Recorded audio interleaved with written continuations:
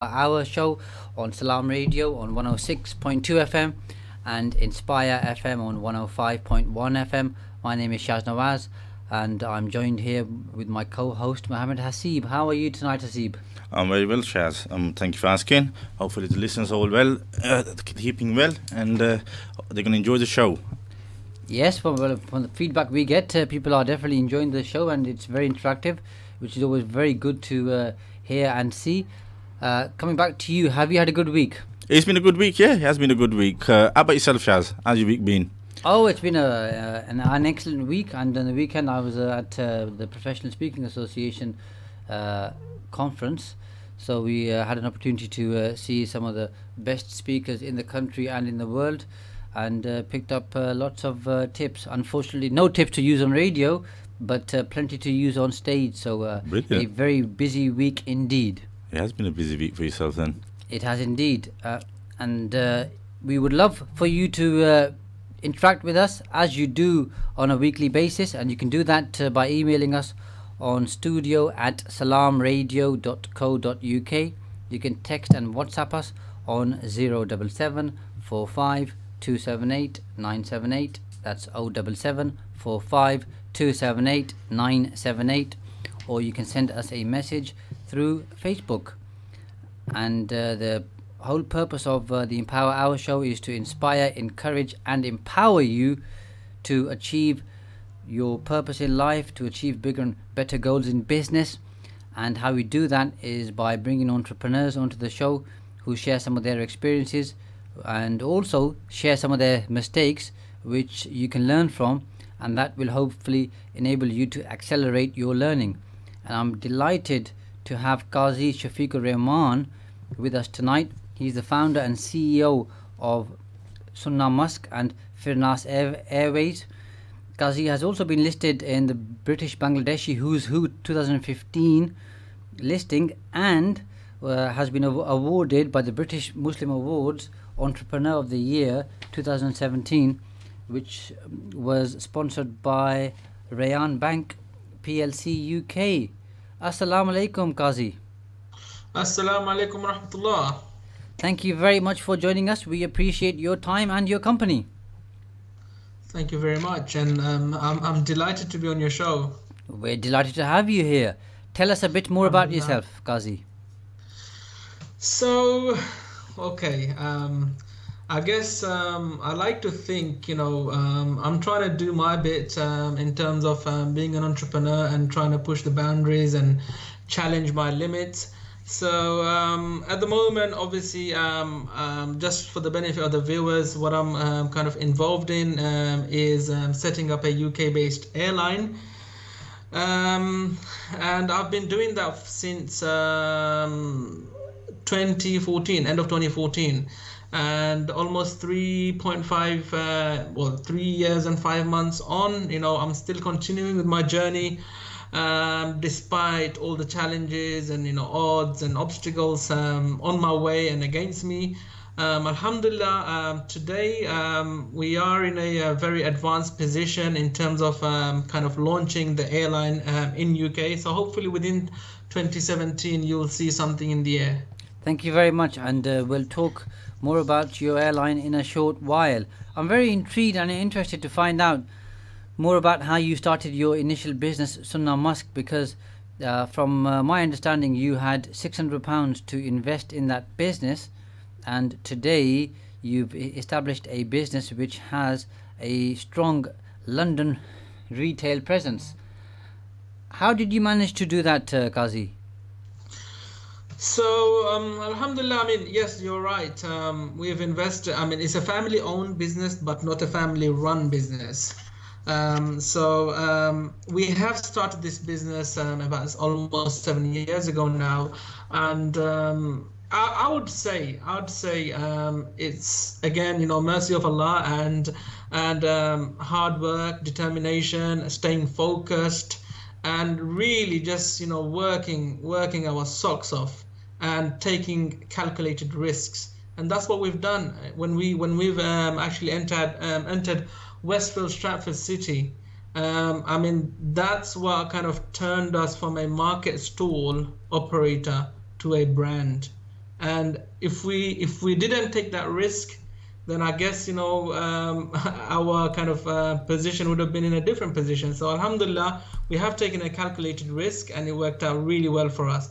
And we're going from strength to strength at the moment. Excellent. So obviously the fine fragrance marketplace is a very crowded, noisy marketplace. How did you differentiate your fragrance?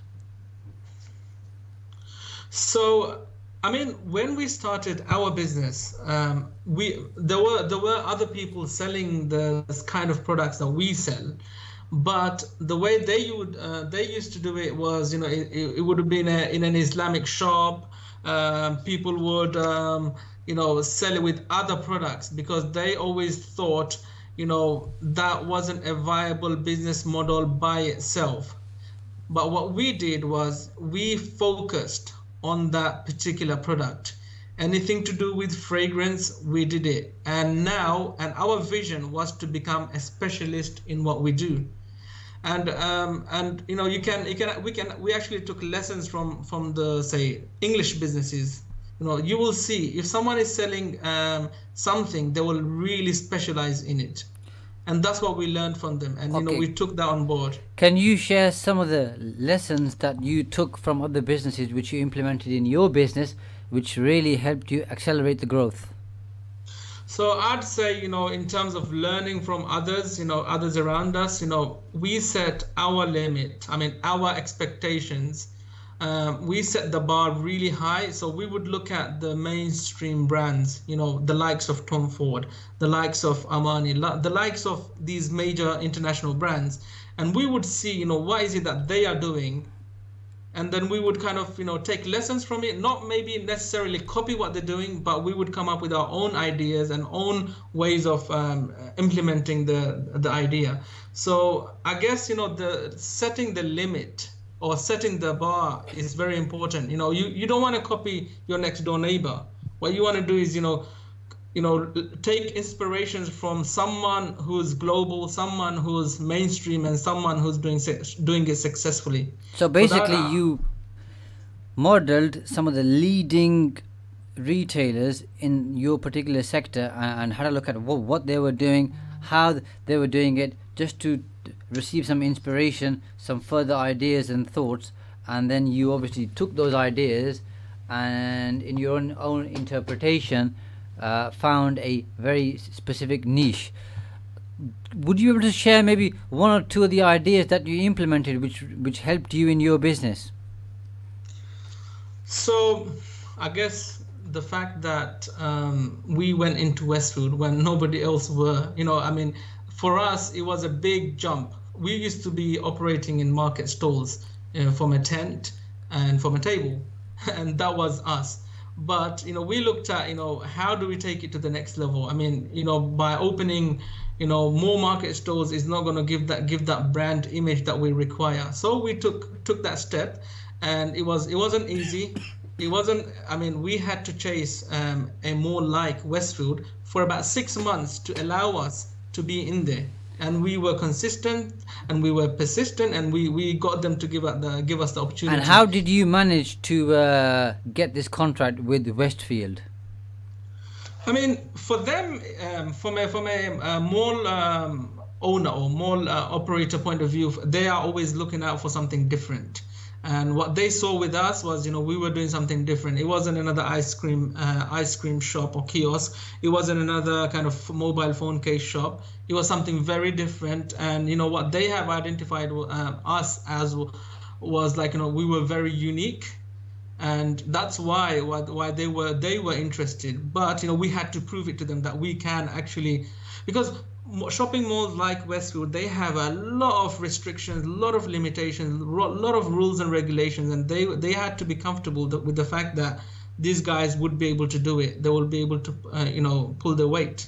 And Alhamdulillah, it's about credibility. It's about building a trust, and we've managed to do that. And now we're expanding within other Westfield shopping centers as well. And coming back to where you started, I'm sure you're well aware that about 80% of small businesses fail within the first 5 years. due to a number of different reasons, and you've done extremely well. What were some of the key challenges you faced when you set up your business? So when we set up our business, we had, I mean, as we said, it was £600 that we had in our disposal to play with. So we bought stocks with that money, and then everything that we did, we had to kind of grow organically, sell, make profit, and then buy. So I could remember one point where we had to invest in a tent, and it cost us about £500. So we had to save money to buy that tent. And that's how we did it. We bought a van, and it wasn't from kind of bank loans. And another thing, when people start businesses, and I'll come to the failure topic as well. A lot of people take bank loans to start off with, and I would not recommend anyone to do that, because you start off with a lot of money at your disposal. Like say for example, it would be, say, £25,000, you can get easily a loan from a bank, and you could actually spend that money quite quickly when it comes to retail business, or with anything. You can make a small mistake and that money would be gone. But what we did differently was we started small, so we learned as we go along. We're not business people from background. Our family is not from business people. I mean, our background is not from business. So we are the kind of first generation in terms of business within our family. So we had to kind of learn as we went along. And even today, we see so many shops closing down, so many businesses closing down, so many, and I think what you have to really do is, you have to be different, and you have to be consistent in what you're doing, and keeping the cost really, I mean, cutting the cost, to the bare minimum. You don't spend money, like for example, a lot of people know Sunamask as a respected, premium brand. But we don't even have a proper office for our own selves. We work from a railway arch. It's not the fanciest of locations, but for us, the front image is very important. What the customer experience is very important, and that's how we keep our costs low. We could potentially go out and get a really nice office in the city, and feel like we've done something. But the bottom line is, what is it? Who are you trying to show? It will kind of bite back. So basically, what you're saying is, when you're starting off, at the start, take it really easy, build up really slowly, and learn from your mistakes, as opposed to taking a bank loan, which you may end up expending in your business, and perhaps, for want of a better expression, you may end up wasting that money, and then keep your costs really low, so that your overheads on a monthly basis aren't going to cripple you. Learn from your mistakes, and then once you're pretty much established, or you've made some mistakes and you've learned from them and you've got clear direction, then start growing quicker. Exactly. Okay. 100%. Perfect. And you said you were going to come back to some of the failures in businesses. Would you like to expand on that?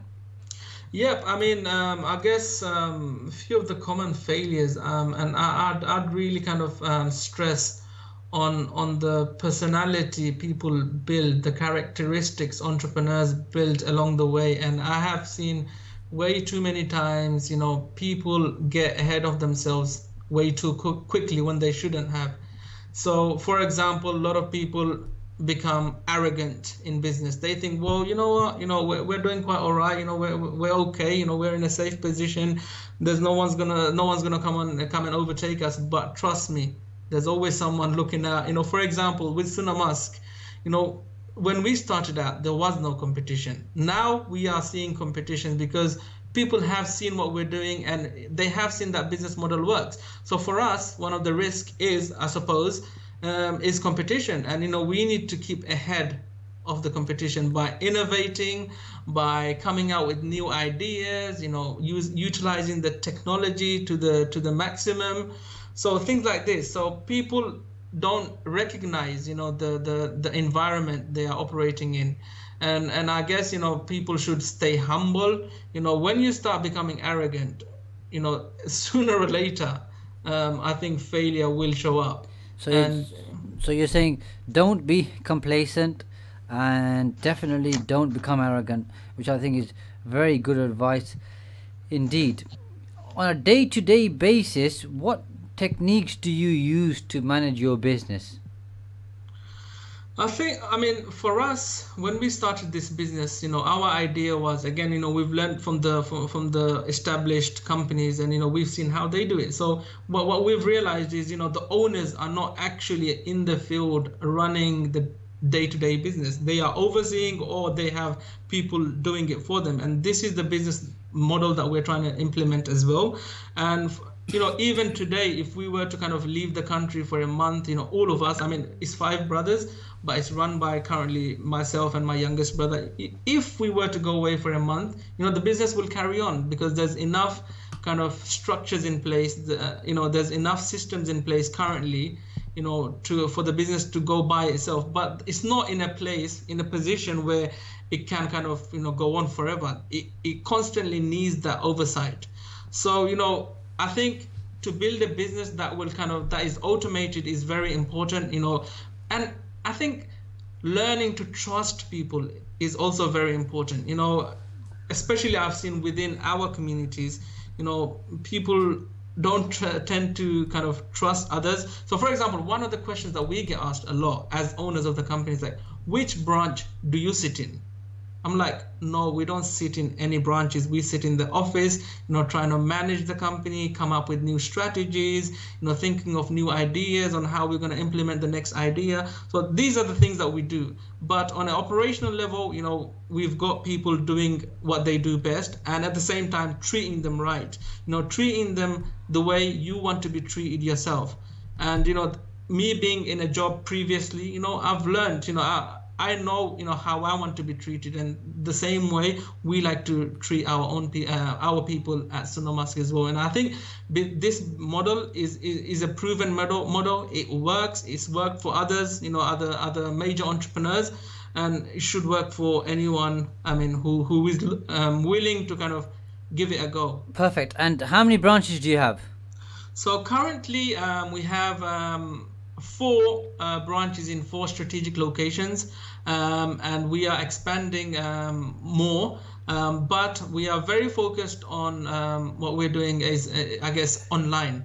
We're developing a brand new website, and we've had moments where we've spent money on freelancers and this, that, whatnot, but what we realize is that, what, we need to get this fixed once and for all. So we've spent almost so far already £50,000 on our website. We'll come back to that in a short while, perhaps, if we have time. So you're saying learn to trust people who can manage your branches or your business, at the same time systemize your business so that it runs without you being there. So if you go away on holiday or you wish to take time off, the business can operate on its own, which again I think is very good advice. We have a question here from Fayaz, who is a regular contributor to our show, and he says that you've said that you don't have any background in business, and your family hasn't had any experience of running businesses,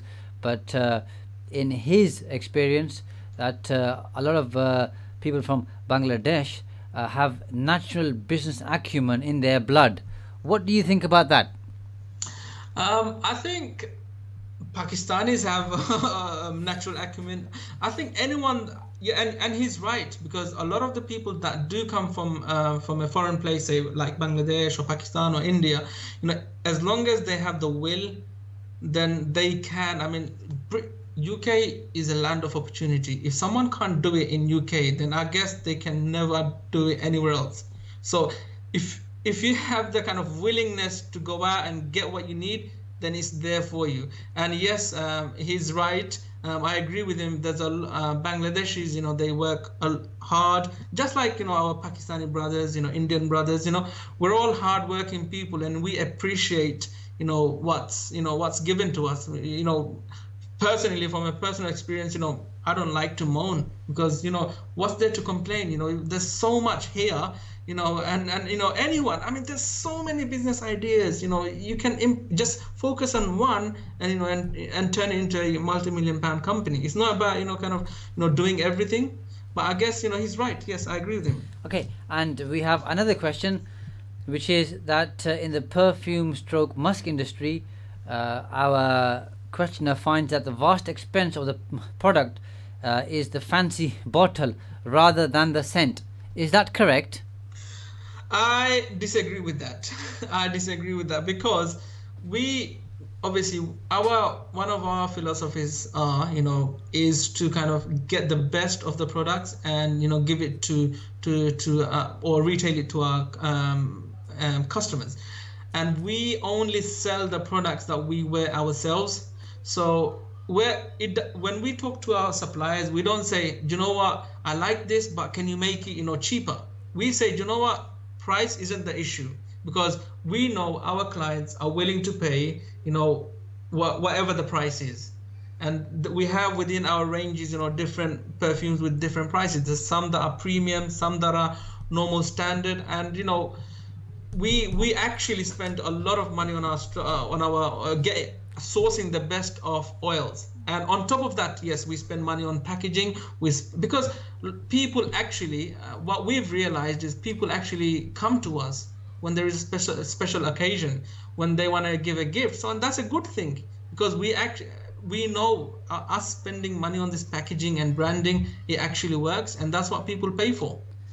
Thank you very much. I am now going to pass you to my co-host, Mohammed Haseeb, who would like to ask you a few questions. Thank you, Shaz. No problem. Assalamu alaikum, brother. Thank you for joining us today, Brother Qazi. Thank you very much. Jazakallah. Thank you for having me. That's fine. Brother Qazi, as you said earlier on, it's a family-owned business. It's not a family-run business. What's the difference between them two? So, the pros and cons. I guess the family, because within family you have elders and you have to respect them, and certain times you have to make decisions that would go against them. So unless you're a very liberal-minded business person, from youngest brother to oldest brother, then it's fine. But I think in our situation, my brothers are doing different things. So for my second brother is imam in Regent's Park Mosque, and there's two other brothers who are also imams. So they've got different focuses in their life. But I think the difference between family-run business and family-owned is, I guess, in our case, it's a family-owned business, but it's not run by families. I mean, we don't have to be. Not all of us have to run a particular shop.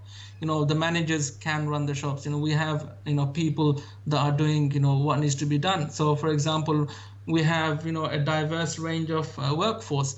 It doesn't have to be like I have to run a certain store and my other brother has to run a certain store and other brother has to run the warehouse. It doesn't have to be run by the family.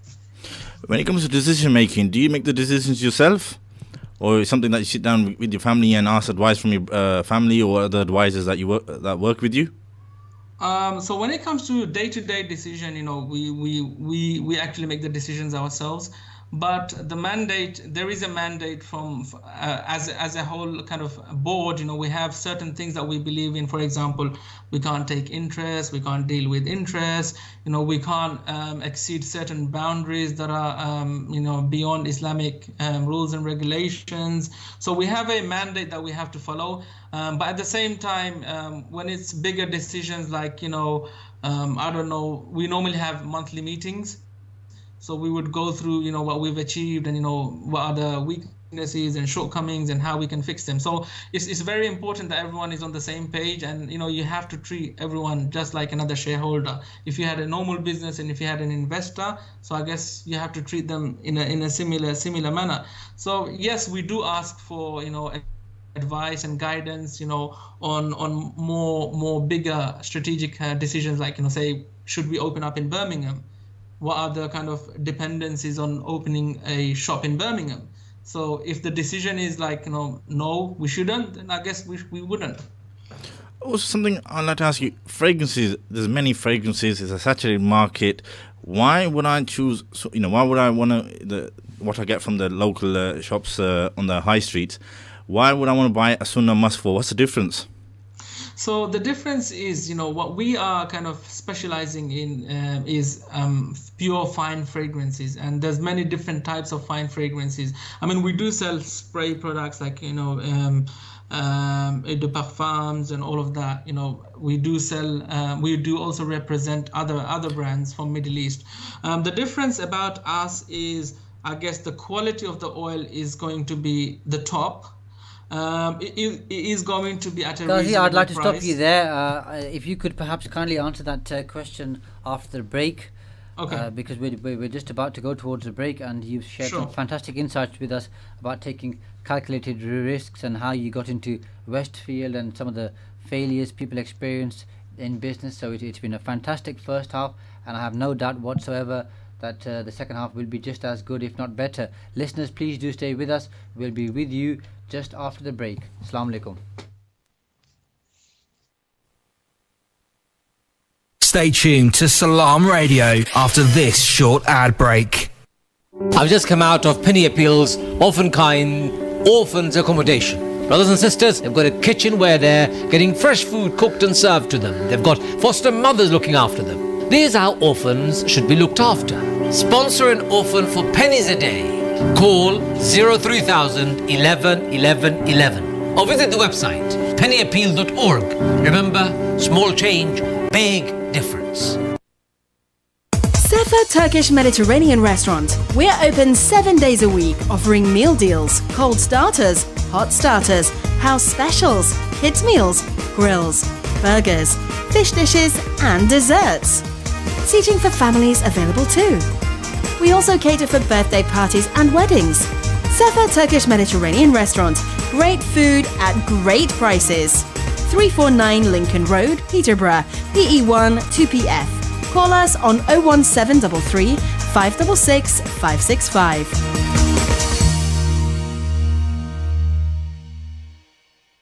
Iqra Academy is the only Muslim girls' school in Cambridgeshire where your daughter will develop her knowledge of Islam and the national curriculum in a safe environment. Ofsted has judged the teaching and learning, leadership and management, pupil behaviour and personal development as good in June 2017. Iqra Academy's qualified staff teach in small classes, and the school is producing sports teams who have a track record of succeeding at national level. With reduced fees and a good rating 3 times from Ofsted, why not consider Iqra Academy for your daughter? Enroll now to avoid disappointment. Please contact 01733 331 433 or email admin@iqraacademy.org.uk. Do you have lots of clutter at home or in the office that needs to be kept but nowhere to keep it? Ivet Self-Storage offers a secure, affordable, clean and dry home for your belongings. We have security systems in place which are monitored 24 hours a day, ensuring that your items are safe. With a simple monthly payment, Ivet Self-Storage provides secure and tailored facilities to meet your specific requirements, whether short or long term. We offer the best prices and longest opening hours in Peterborough. For more information, please call on 01733 306 456 or visit us at Ivet Way, Westwood. मेरा नाम आयशा है और मेरा ताल्लुक Kashmir orphans relief trust Mirpur से है। Court educational complex जरीकस मेरे ख्वाबों की जन्नत, जहां बेहतरीन देखभाल, आला तालीम, बेपनाह प्यार और मेहरबान शफकत हम सबको हासिल है। अब फेज 2 में 500 बच्चों और बच्चियों के लिए रिहायशगाहें बन रही हैं और इसके लिए 9 करोड़ रुपए चाहिए। मुझे यकीन है आप मायूस नहीं करेंगे। Kashmir orphans relief trust 0300 123 774 court.org.uk. بسم الله الرحمن الرحيم. قل أعوذ برب الناس ملك الناس إله الناس من شر الوسواس الخناس الذي يوسوس في صدور الناس من الجنة والناس. صدق الله العظيم.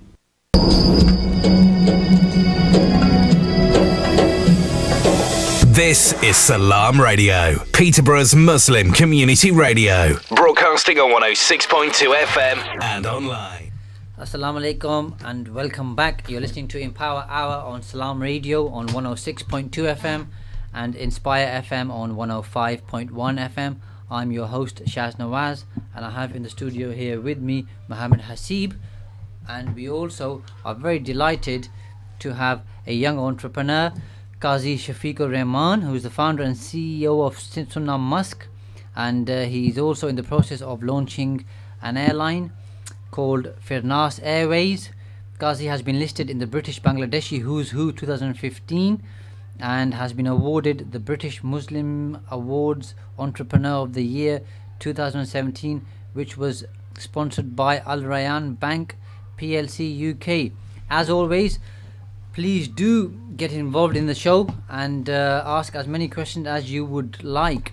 You can do that by emailing the studio on studio@salamradio.co.uk. You can text and WhatsApp us on 077 45 278 978, or you can send us a message through Facebook, and we always value your contributions. Assalamu alaikum, Qazi. Assalamu alaikum. Thank you for rejoining us after the break. And I'd like to thank you for having me and giving me the opportunity to kind of share some of the experiences here on your radio show. Absolutely. Thanks once again. And before I politely interrupted you before the break, you were going to answer a question from Haseeb, which was, how do you differentiate your product? Yeah, so I guess when it comes to quality, you know, we actually spend extra money in getting the best of qualities. What you get in terms of customer services, I guess you wouldn't get in similar kind of setting or similar kind of retail outlets out there. So our customer service is very good, packagings are very good, and I guess, you know, when you buy our products, you're not just buying attar or oil-based fragrance, you are buying a brand with it. And a lot of people actually, alhamdulillah, by the grace of Allah and through our marketing strategies and brand development, people actually feel proud to hold a Sunnah Musk bag, because they know it stands for quality, and you know, it's recognized by others as well.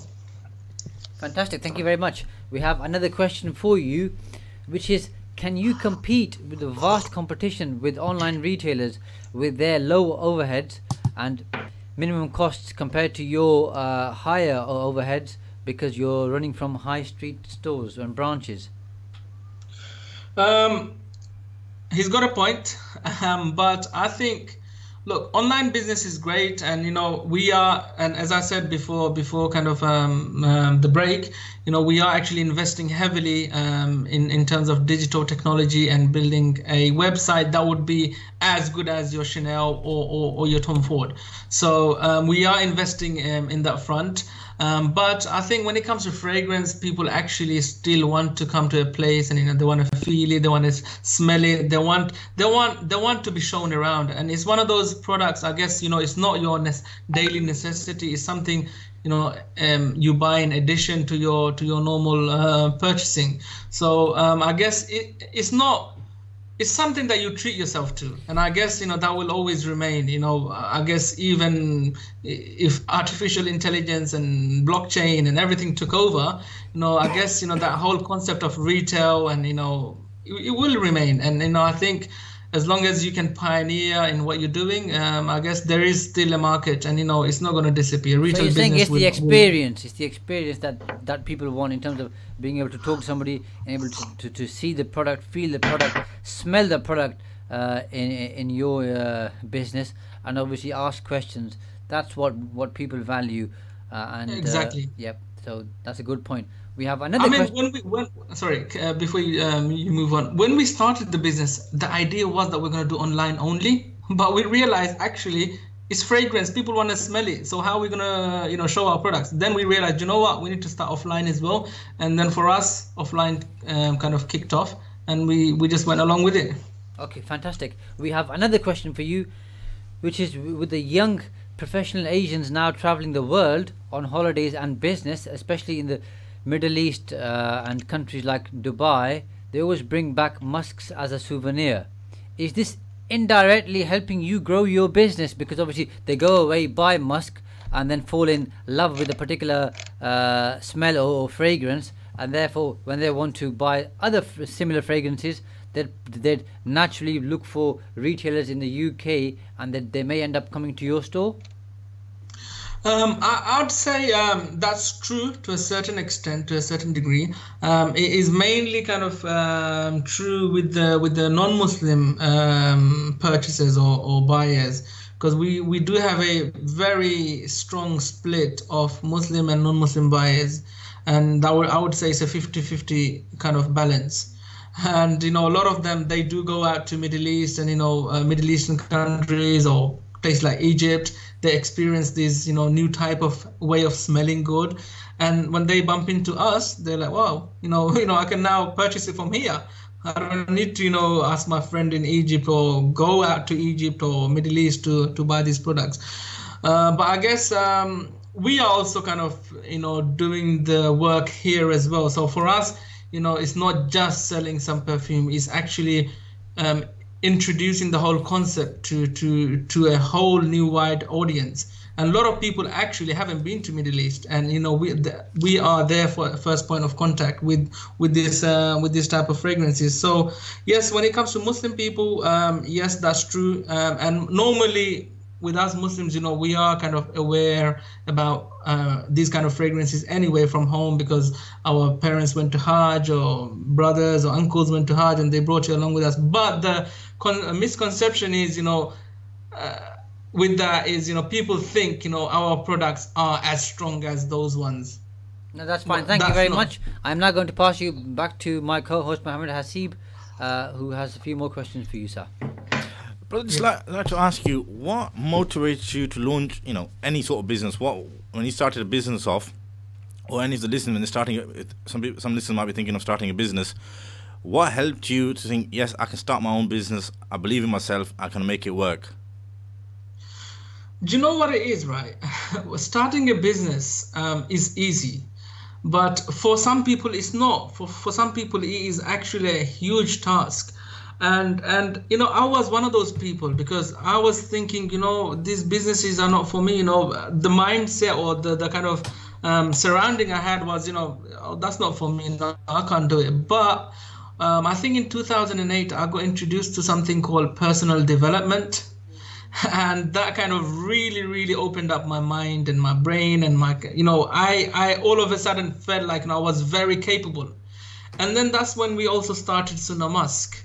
And my learning, whatever I've kind of self-learned from internet, from reading books, from listening to, inspirational, motivational speakers like Jim Rohn and Zig Ziglar and, all of these motivational speakers, it kind of went hand in hand. And, I think it's not just about running a business. You have to mentally be ready. You have to mentally kind of be determined. And, these things, they just don't, come to you. Sometimes you can, kind of get really demotivated, because business is not easy. It looks very simple from outside. People always normally see the kind of good side of businesses, but they don't see the kind of all the ups and downs of businesses. So that's when you have to, I think, rely back and fall back on, self-development and, developing yourself as a person, developing your sales skills, leadership skills, persuasion skills. And it's not, and it's a kind of range of things, combinations that you have to be, I think, good in business. And funnily, I am actually delivering a lecture tomorrow in Buckinghamshire University on my journey so far as an entrepreneur, and and the challenges of setting up an airline. So I guess what I'm talking about now, I guess I'll be talking about tomorrow as well. And it's actually kind of funny, because it's good training for me now. You got a rehearsal here. Alhamdulillah, alhamdulillah. Now, as you said, you're launching an airline business, and what makes you think, launching an airline business? In that idea, where did that come from, and how do you know it's going to succeed? What research have you done? I think with the airline business, it's a bit of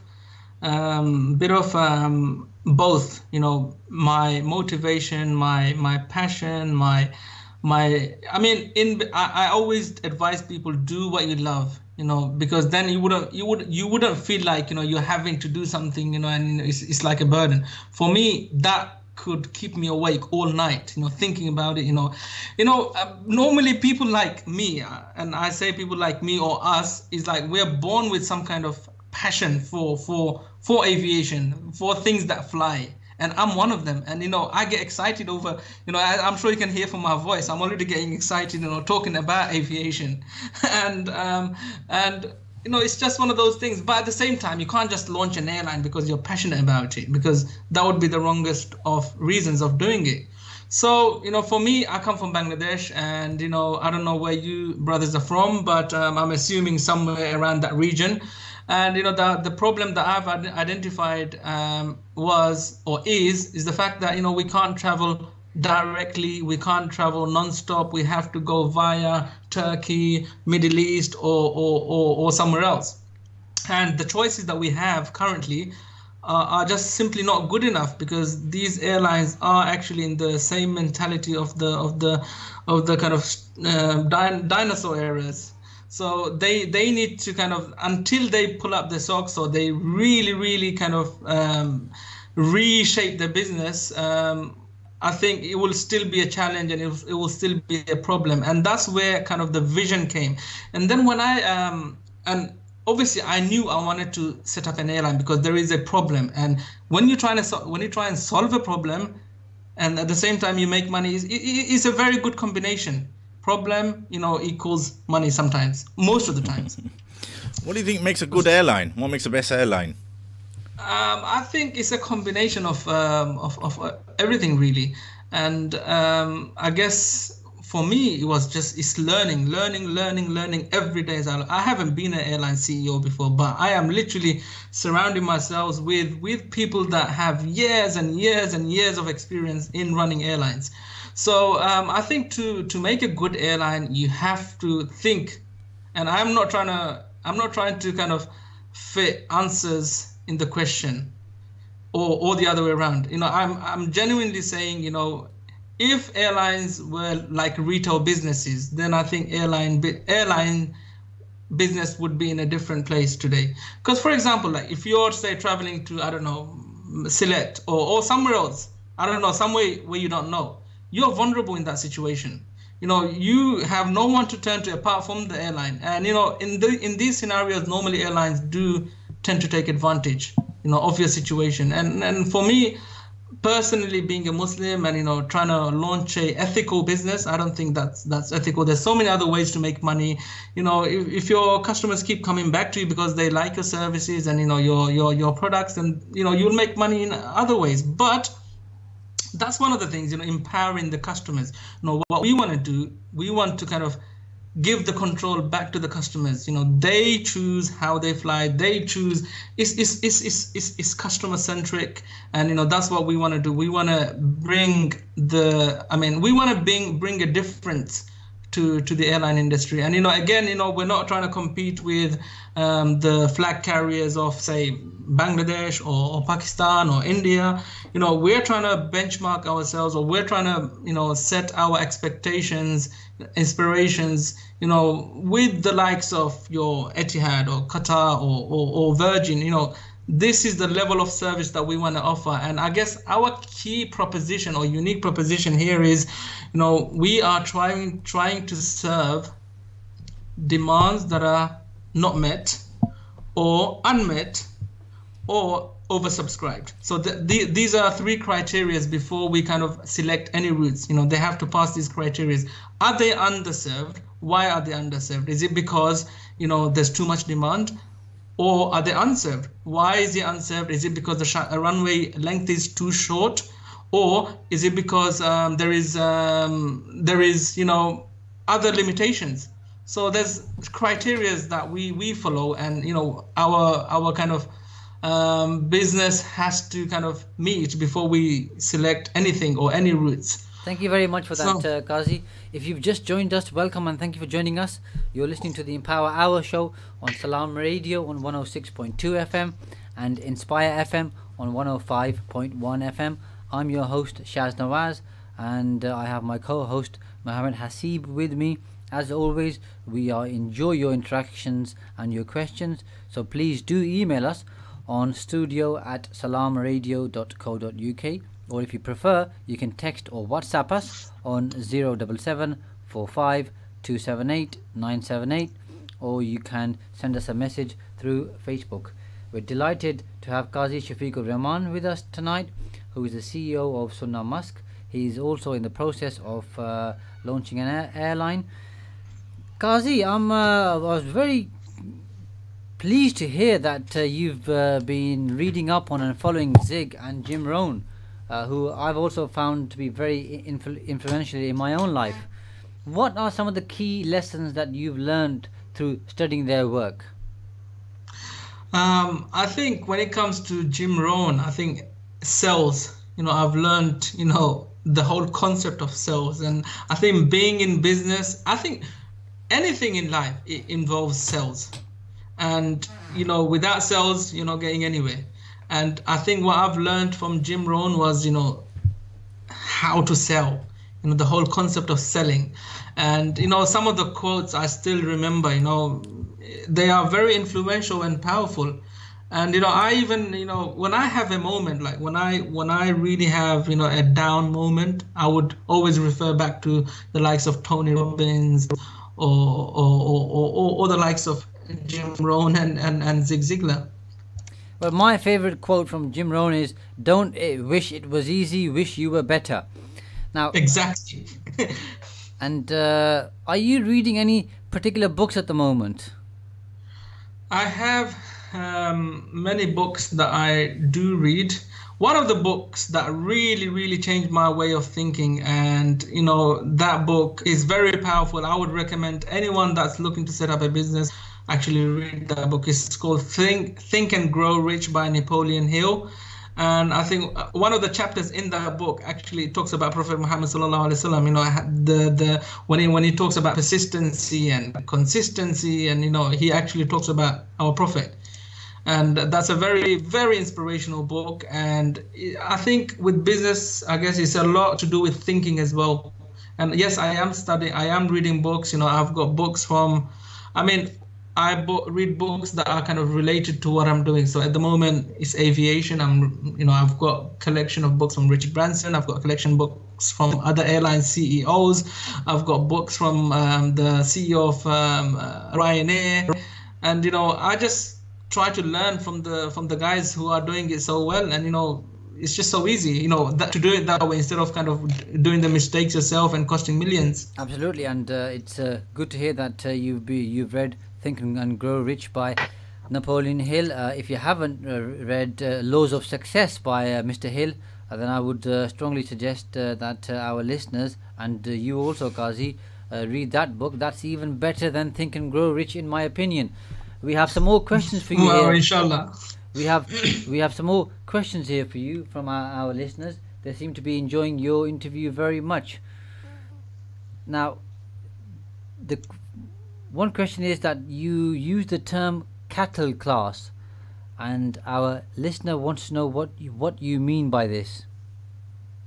I think if you want to know what cattle class is, and I don't want to kind of badmouth any airlines, but I think few of the if you just travel on an Irish airline. What you meant was no frills. Just yes, okay, yes. That's fine. Just so we've clarified it, we don't want to point towards any particular airline, because that's not the purpose of our show. Because we want you to inspire our listeners. Another question we have for you is that from one of our listeners is that they are very inspired by your Islamic ethics and ethos, but they are struggling to kind of get around the idea that how you're going to launch an airline without relying on funding from banks and without paying perhaps interest.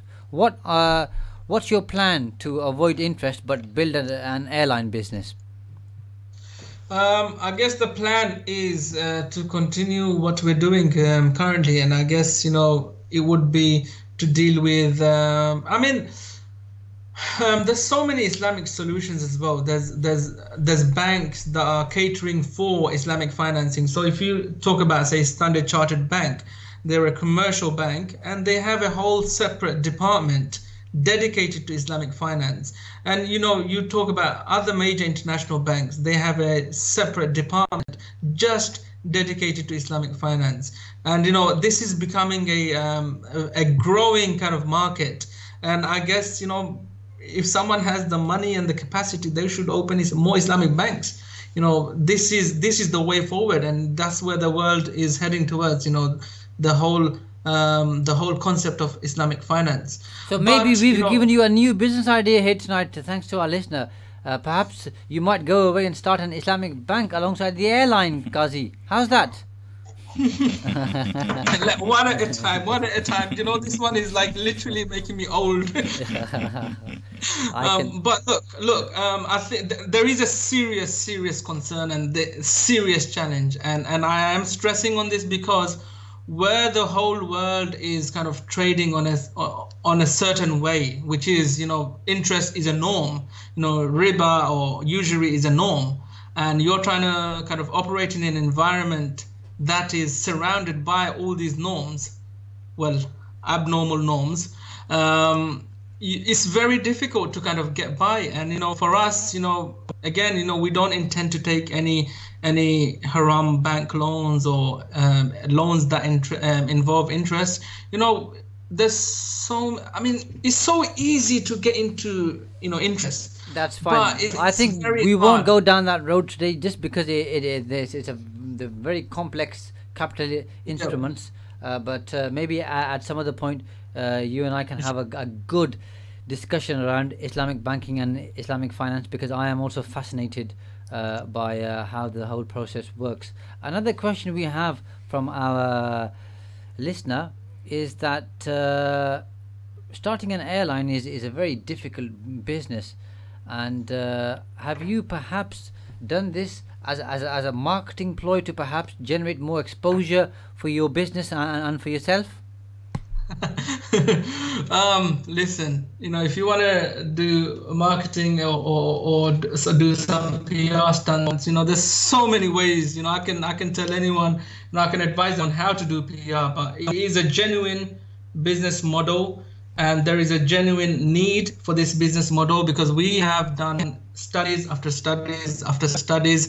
We're not doing this blindly just to get PR or exposure or fame. That is probably, it's not even on our list, to become famous. But alhamdulillah, when you have a sincere intention, I think success follows. And alhamdulillah, this is why Channel 4 have reached out to us to make a documentary on Whole for Nice Airways project. Good, and that fantastic. Will be hopefully live soon. You've addressed that question. Now, if somebody is thinking of starting up a business, they've got a good idea, and they came to you for advice, what would you share with them? I'd probably ask them a few questions to see, if they are mentally ready. What kind of questions would you ask them so that our listeners can contemplate on those questions, just in case they are thinking of starting up a business? I'd probably ask them, where do you see yourself in 3 years' time? Because that would kind of provoke their thinking process. And, if I don't get satisfactory answers, the ones that I'm looking for, then I guess, I would probably think, I'd probably tell them give them different advice. Maybe it's okay for some people not to start a business. It's perfectly fine. You don't have to start a business. There's many other ways of doing things.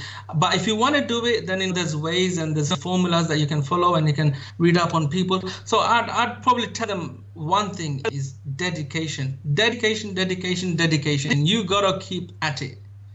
Like every day you take a step towards your goal, towards your ambition, towards your dream. And I guess, people always, kind of try to put down dreaming. I dream myself. I daydream. You should daydream, and that kind of really kind of ignites your creativity.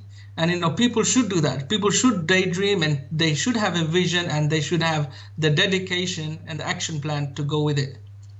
Good. I can tell you've been reading Tony Robbins' books and watching perhaps his YouTube videos.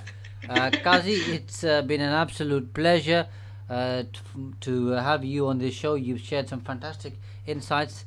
I'm sure our listeners have been inspired by what you've done. You've set up your musk business from a £600 investment into 4 branches. You're also trading in Westfield. You're now thinking of opening up an airline.